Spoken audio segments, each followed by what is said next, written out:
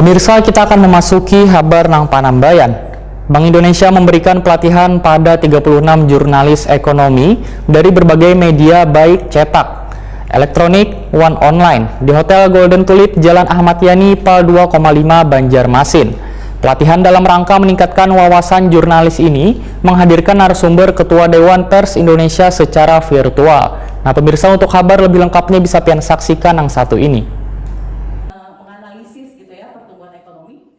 Bank Indonesia memberikan pelatihan pada 36 jurnalis ekonomi dari berbagai media, baik cetak, elektronik, online di Hotel Golden Tulip Jalan Ahmad Yani, Pal 2,5 Banjarmasin. Pelatihan dalam rangka meningkatkan wawasan jurnalis dan mengangkat tema jurnalisme digital, One Digital Competence, memperkuat kompetensi profesi ini, menghadirkan narasumber Ketua Dewan Pers Indonesia Profesor Dr. Insinyur Muhammad Nuh DEA secara virtual. Kepala Perwakilan Bank Indonesia Kalimantan Selatan, Aman Litson Sembiring, sebelum membuka secara virtual berharap kegiatan ini dapat membantu kapasitas jurnalis, khususnya bubuhan wartawan ekonomi, dalam membuat berita. Karena dengan memanfaatkan teknologi digital, bubuhan wartawan dapat berbagi berita dan informasi dengan tepat dalam berbagai platform sesuai dengan kemajuan zaman.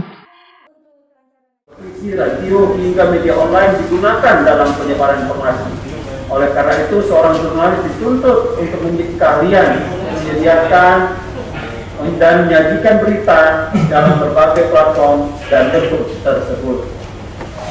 Jurnalisme digital ini diperkirakan akan terus berkembang seiring berjalannya waktu, perkembangan kemajuan teknologi, dan kebutuhan manusia dalam mendapatkan informasi dengan tepat dan cepat. Bapak Ibu hadirin sekalian yang berbahagia, karena alasan tersebut, pelatihan kali ini menyajikan topik jurnalisme di era digital sebagai model jurnalisme yang terus berkembang bersama kemajuan teknologi.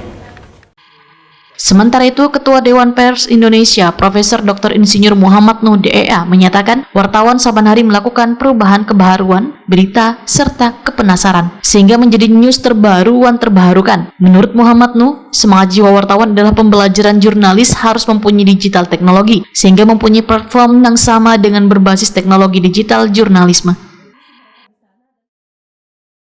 Alhamdulillah, Dewan Pers juga beberapa tahun yang lalu sudah menetapkan baik media-media yang konvensional seperti cetak dan seterusnya maupun media-media berbasis digital, online dan seterusnya itu menjadi bagian utuh dari Dewan Pers, sehingga perizinannya pun juga yang tadinya satu izinnya bisa dipakai saja, sekarang satu izin pun juga boleh dipakai, yang konvensional boleh juga dipakai yang online dan seterusnya.